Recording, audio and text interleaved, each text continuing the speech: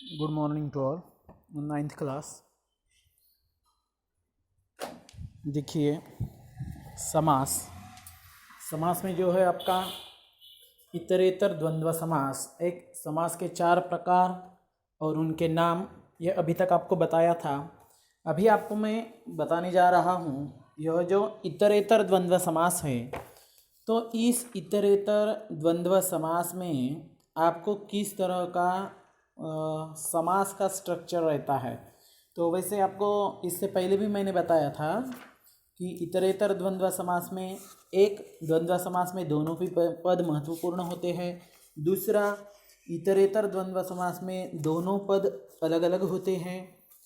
और तीसरा है इतरेतर द्वंद्व समास जो है वह द्विवचन में या बहुवचन में ही रहता है।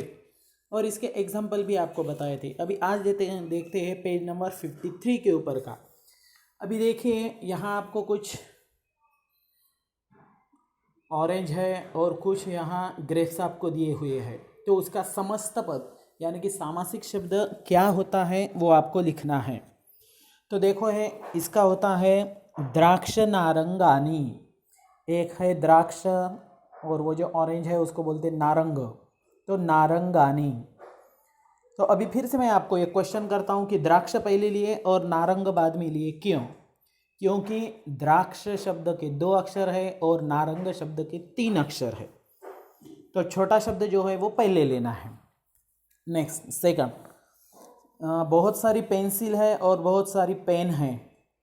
तो पेन को बोलते लेखनी और पेंसिल को बोलते अंकनी।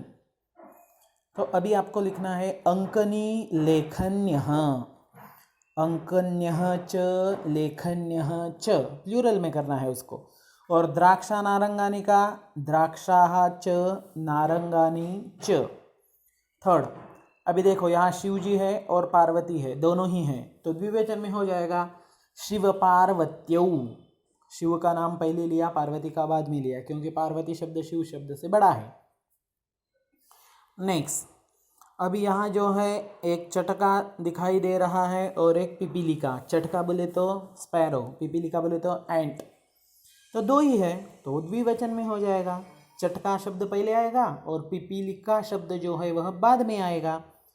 तो चटका पिपीलिके, विग्रह करते समय चटका च पिपीलिका च। नेक्स्ट, एक फ्रॉग है और एक फिश है।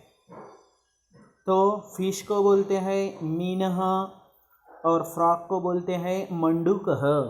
तो मीन शब्द पहले आएगा, मीन बोलो या मत्स्य बोलो, कुछ भी बोल सकते हैं दोनों में से।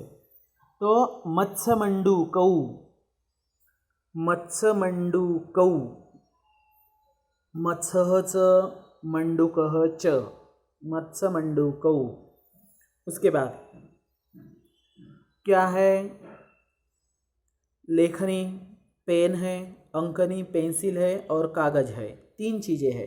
तो अभी 3 के हो जाएगा।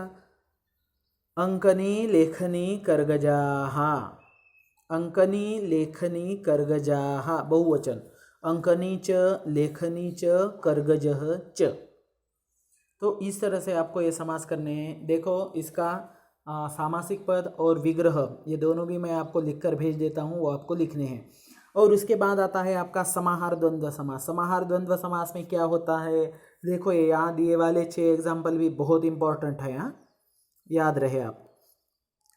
मूषक मार्जारम, मूषक मार्जारम, जात वैरत्वम, जो प्राणियों का जन्म से ही वैर होता है यानी कि वो एक दूसरे के दुश्मन होते हैं, तो ऐसे प्राणियों में यह समास होता है।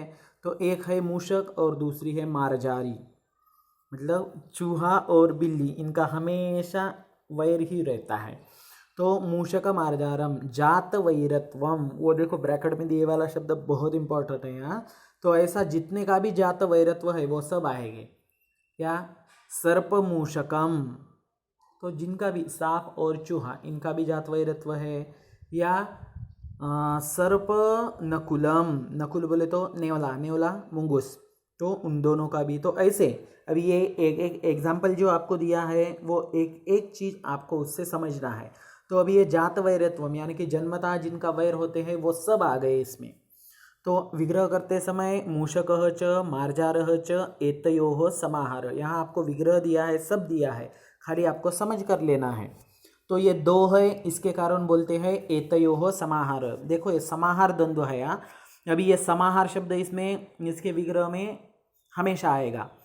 और क्या है, अगर चीज़ें दो है तो एतयोः समाहार आएगा, और चीज़ें बहुत सारी है तो एतेषाम समाहार। तो यहाँ दो ही है तो एतयोः, वो देखो यहाँ रेड में दिया है स्पेशल। हस्तपादम शरीरावयवः, हाथ और पैर शरीर के अवयव। अभी दो हाथ होते हैं, दो पैर रहते हैं, तो 2 + 2 4 हो रहे, तो बहुवचन में आएगा, सीधा है।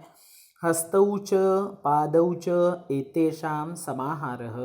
अभी 3 से ज़्यादा हो गए तो बहुवचन, तो इसके कारण यहाँ आया है एतेषां समाहारः। देखो एतयोः कहाँ यूज़ करना है और एतेषां कहाँ यूज़ करना है।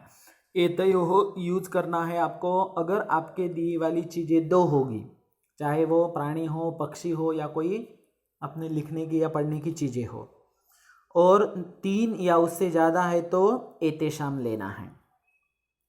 नेक्स्ट, यूका लिक्षम सूक्ष्म जीवाः। अभी ये छोटे छोटे जीव होते हैं, यूका और लिक्षा।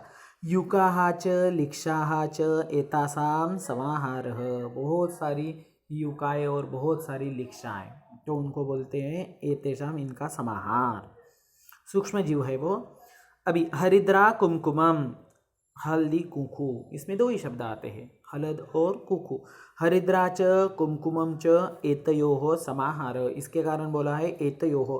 अभी देखो ये ब्रैकेट में दिया है नित्य साहचर्यम, तो ऐसे शब्द जो हमेशा एक दूसरे के साथ रहते हैं, जैसे मराठी में बोलते हैं घरदार, तो यह सब शब्द जो है इसमें आते हैं। हरिद्रा कुमकुमम, संस्कृत में शीतोष्णम, शीतम च उष्णम च एतयोः समाहारः, शीतोष्णम।